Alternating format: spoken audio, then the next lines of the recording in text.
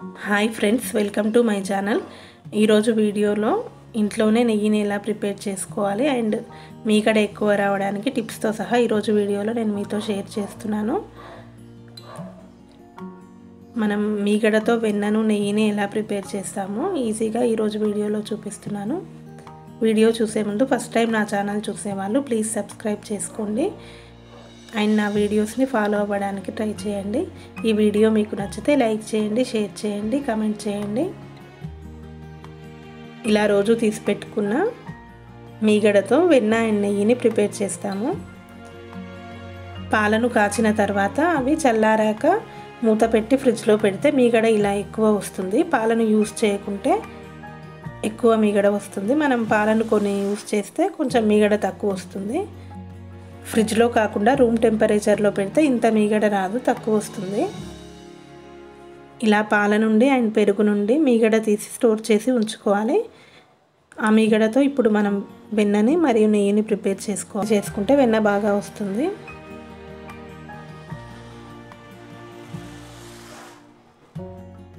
ఈజీగా ఒక రౌండ్లోనే మిక్సీలో మనకు వెన్న వచ్చేస్తుంది.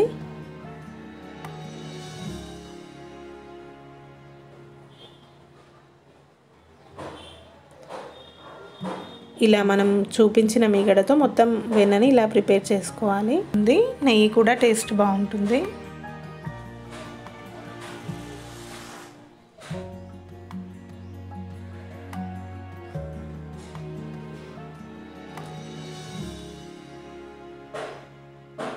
ఇలా మధ్య మధ్యలో కలుపుకుంటూ ప్రిపేర్ చేసుకోవాలి.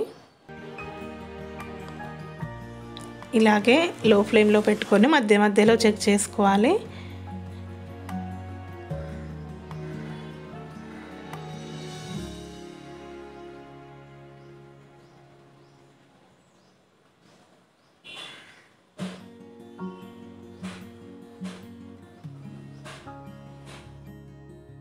లైట్గా వెన్న కలర్ చేంజ్ అయింది.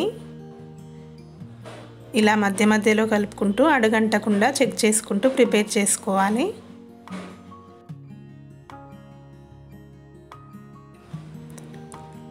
ఇలా తమలపాకుల కాడలు ఉంటాయి కదా, అవి నెయ్యి ప్రిపేర్ చేసుకునేటప్పుడు అందులో వేసుకుంటే స్మెల్ బాగా వస్తుంది. నెయ్యి కూడా ఫ్రెష్గా ఉంటుంది. ఫ్రెష్ తమలపాకుల కాడలు వేసుకోవాలి. నా దగ్గర అవైలబుల్గా లేవు, అందుకే నేను ఎండిపోయినవి వేశాను. ఇలా మధ్య మధ్యలో కలుపుకుంటూ చెక్ చేసుకుంటూ ప్రిపేర్ చేసుకోవాలి.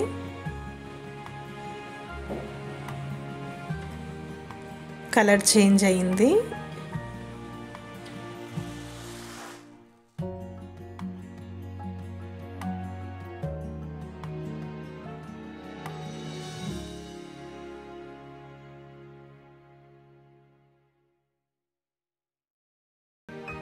ఇలా కలర్ చేంజ్ అయింది.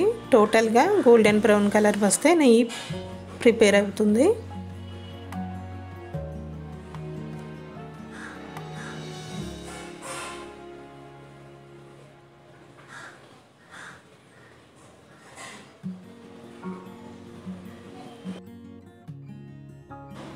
ఇక్కడ చూపించినట్లుగా టోటల్గా గోల్డెన్ బ్రౌన్ కలర్ వచ్చే వరకు ప్రిపేర్ చేసుకోవాలి. అలా అయితే నెయ్యి టేస్టీగా వస్తుంది. పూర్తిగా ప్రిపేర్ అయినట్లు నెయ్యి ఇలా టోటల్గా కలర్ చేంజ్ అవ్వాలి. ఇప్పుడు నెయ్యి ప్రిపేర్ అయినట్లు స్టవ్ ఆఫ్ చేసుకోవాలి.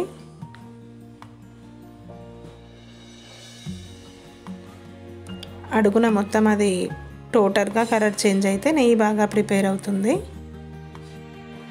ఇలా ప్రిపేర్ చేసుకున్న నెయ్యిని మనం ఒక గాజు జార్లో స్టోర్ చేసుకుంటే 2 months ఫ్రెష్గా ఉంటుంది. ఇలా స్ట్రెయిన్ చేసుకొని మనం స్టోర్ చేసుకోవాలి. టోటల్గా ఇదే విధంగా మనం ప్రిపేర్ చేసుకుంటే నెయ్యి టేస్టీగా ఫ్రెష్గా ఉంటుంది. 2 months మనం స్టోర్ చేసుకున్న టేస్ట్ చేంజ్ అవ్వదు. ఈ వీడియో మీకు నచ్చితే లైక్ చేయండి, షేర్ చేయండి అండ్ ఫస్ట్ టైం నా ఛానల్ చూసేవాళ్ళు ప్లీజ్ సబ్స్క్రైబ్ చేసుకోండి. నా వీడియో కింద రెడ్ కలర్లో సబ్స్క్రైబ్ బటన్ ఉంటుంది, దాన్ని క్లిక్ చేసి పక్కనే ఉన్న బెల్ ఐకాన్ని క్లిక్ చేసి ఆల్ క్లిక్ చేస్తే నా వీడియోస్ నోటిఫికేషన్ వస్తుంది. నా నెక్స్ట్ వీడియోస్ని కూడా ఫాలో అవ్వడానికి ట్రై చేయండి. Thank you for watching. ఈ హోమ్ మేడ్ గీ వీడియో మీకు నచ్చితే లైక్ చేయండి, షేర్ చేయండి, కమెంట్ చేయండి. Thank you.